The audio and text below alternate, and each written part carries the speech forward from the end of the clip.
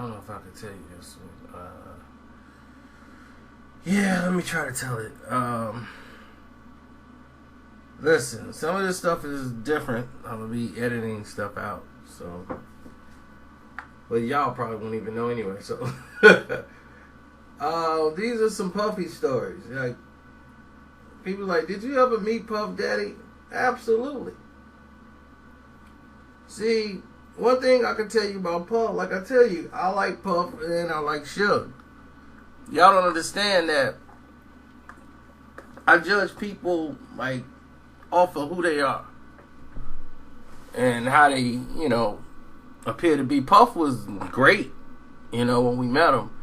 And when we met him, you know, met him through Floyd.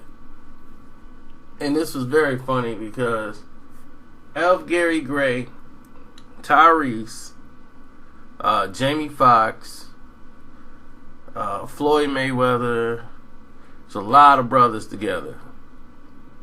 And at this time, they was talking about starting a film project. And 50 was even there at this time. 50 was cool. Everybody was cool with each other at this time. And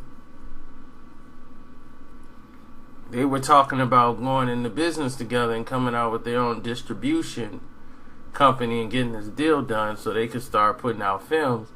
And they were going to let F. Gary Gray, you know, direct them, but he already had a deal and a contract with one of these companies. He wasn't a free agent. He owed this company a couple of movies.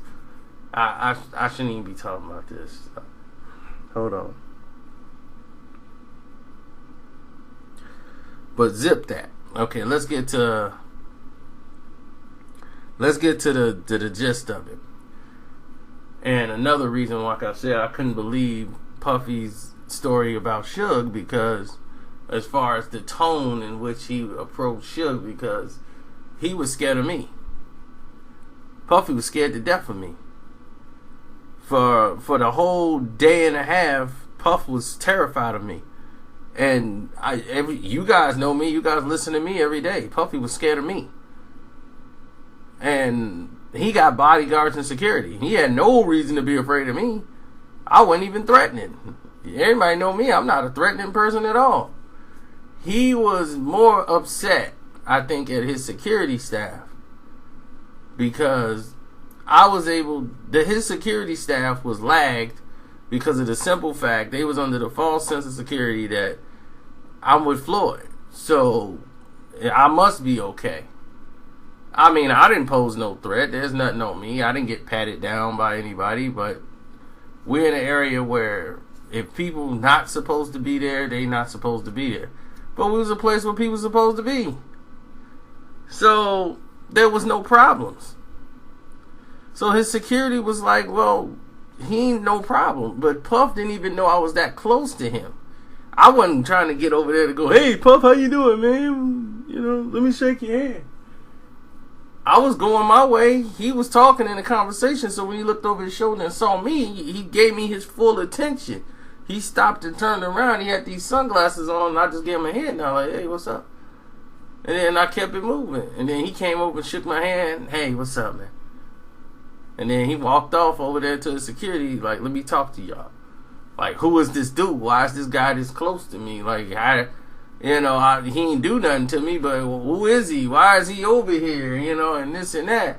So Floyd went, and Floyd was nervous because Puffy was nervous. So he was like, what happened? Was there something wrong? He was, nah, ain't nothing wrong. And then he chilled out, you know, because Floyd like, nah, he good. Like, he ain't bothering nobody. Did he say something to you? Nah, he just said, hey, what's up? And he kept it moving. It was no bothering nobody, no nothing. So we went and sat down, and that was that. And once we sat down, it was like he was still kind of like, I can't come around, dude. He kept trying to like befriend me, like trying to like, well, let me fill him out and break some ice so I could feel better about it. And I'm like, I don't know why he was so worried and concerned about me. I'm like, why is this dude worried and concerned about me for? Then, you know, they got the word like, yeah, well, don't go in this room because they having some private conversation.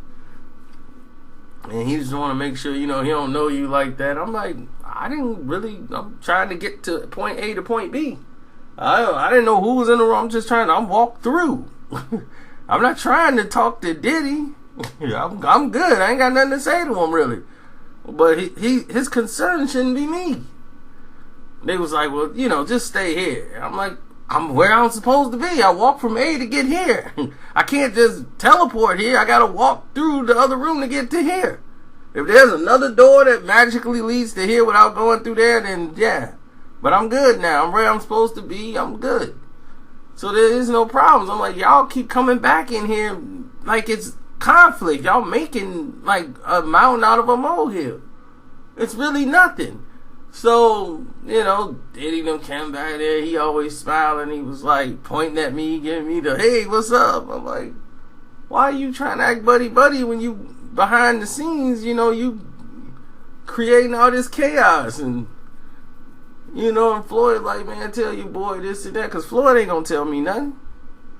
Because Floyd would be like, I don't know how dude going to react, so I'm going to tell somebody to tell me.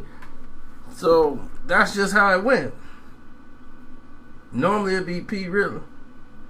Oh, it's my cousin's birthday. She just telling me she love me too. Oh, love you too, cuz. But anyway, that's how that went. It was blown way out of proportion, and it meant nothing. But that just shows you how fearful he is. So my thing is, how in the world was he gonna talk to Suge like that? To this guy who wanted to try to make it look like Puffy is tough, and he, Puffy tough. I'm like, Puff a cool dude. I mean, I don't take nothing from him. He was pretty cool, and we met before through another friend of mine. And then Go and them, they stayed at St. Pete. It's the Super Bowl. It's Tampa. And he's got a party on Ybor. And we finna go out there to the party on Ybor. And we supposed to all come through the back. Floyd is out there. And Floyd's going out there. And everybody there. And the Steelers is playing the Cardinals. And Floyd had his own little thing going off on the same street. So Floyd was like, man, I'm going to come to yours, you come to mine, and all this. But then Floyd had his own little thing over there. Then we kicked it over there. Then we came to Puffy thing. And when we came rolling over to Puffy's, everybody was let in and for free. But they wanted me to pay $250 to get in the Puff thing. Like, I wasn't going to be allowed to come in for some crazy reason. It's another situation where I was, they wanted me to pay $250 and go back out the other way. I'm like, dude, I already came in with them. Why I got to go out and pay $250? They was like, yeah, well, you got to pay $250 and come in the Puff thing. You got to go through the front. I'm like, to the front? I'm not finna pay. Man, I'm not here to see Puff. I just came because they came, so I'm done now. I can leave. I ain't got to be here. So I went to John. I kicked it with John Starks and a couple of other NBA players at John Starks' thing down the street. I said, I'm going to kick it with John Starks. Because I'm like, I would rather hang out with John Starks than Diddy. That's just me. So, once again, another situation. He was cool. Like, man, like, that wasn't his doing. Everybody was like, man, that wasn't even Puffy Call. That was the dude who owned the place. It was too many people, they said, was coming in through the back. And the security and all them people, they couldn't monitor it. So it was not even Diddy Call. So don't be mad at Diddy. I'm like, Diddy want to make sure, like, he ain't screw you over. I'm like, my boys was in there, Go and all them. They, it didn't seem like Diddy cared. Didn't even notice it. Nothing.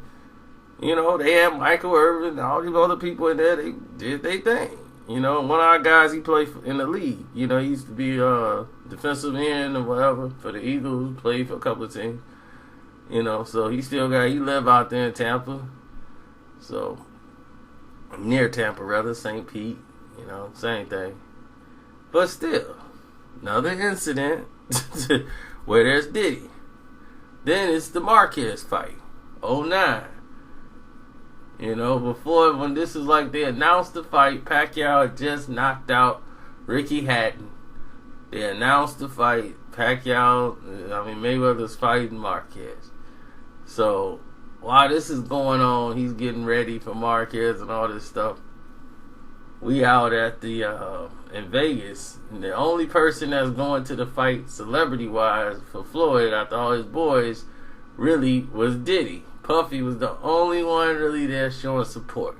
That's what I'm saying. Puff was the realest one because everybody else is like, man, you know, we doing something. We got something to do. They ain't want to show up to the Marquez fight. Diddy showed up to the fight to support Floyd and was at the after party.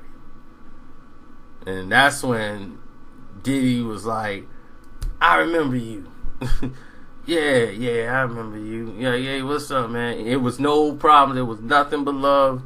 Diddy came through, showed everybody he was real. There was no problems whatsoever. Diddy made sure everybody was cool that came in there, took care of everybody. Like, we ain't had no tab, nothing. He was extra polite, extra nice to us. That was actually before the Super Bowl time. So that's what I'm saying. We actually had a good rapport before. Like, that time when we vibed real good, then for some reason, like at the Super Bowl, like they said, that wasn't Diddy's call. Like, dude was like, hey man, that wasn't Diddy's fault, man. I was like, dog, I called y'all. So y'all can straighten it out, but y'all didn't want to do that. But it's cool because I had a better time down the street. You know, I don't want to kick it with all these celebs and everybody just all stuck up. I'd rather go down to where everybody getting buck wild at and kicking it at and live like a superstar. So we went there with a couple of NBA players and some players I ain't gonna name, but John Starks is one of them. I can name John, and John Starks and I is cool. So they was like, you cool with John Starks? Absolutely. So me and John kicked it in there. We had a great time. You know, so once you hang out with an NBA player coming to the place, any chick in there, you know, it's just, they do crazy stuff. It's really wild. But I can tell you this. Diddy did not talk to that man in that tone. That's public record. So, there it is. First-hand knowledge. Me telling you flat out, 3 different occasions. So I'm like, Diddy used to be afraid of me. So how in the world was he gonna sit there and talk to Suge Knight in that type of tone? Told you, Suge would have checked that at the door. You just ain't gonna talk to Suge any old kind of way. Suge ain't the type that's gonna come at you real disrespectful. He's not that. He's not what people like make him out to be. And I want to point something out to these East Coast people, too. Because y'all a little delusional. When y'all keep talking about how the West Coast didn't accept Tupac until he decided to start dissing the East Coast. Y'all East Coasters got a lot of things mixed up and twisted about the West Coast. Let me explain something to you. Okay? The Bay is not Los Angeles, okay? They are entirely different. San Francisco, Oakland, those areas in the Bay Area are completely different from Los Angeles. Alright?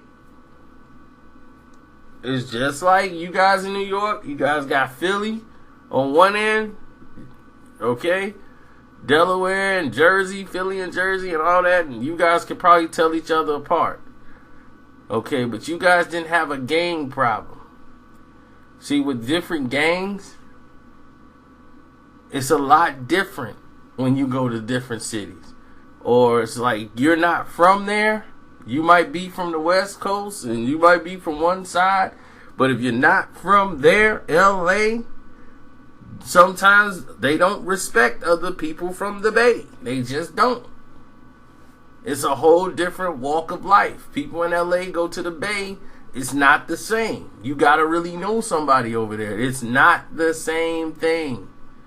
You guys on the East Coast make this mistake all the time.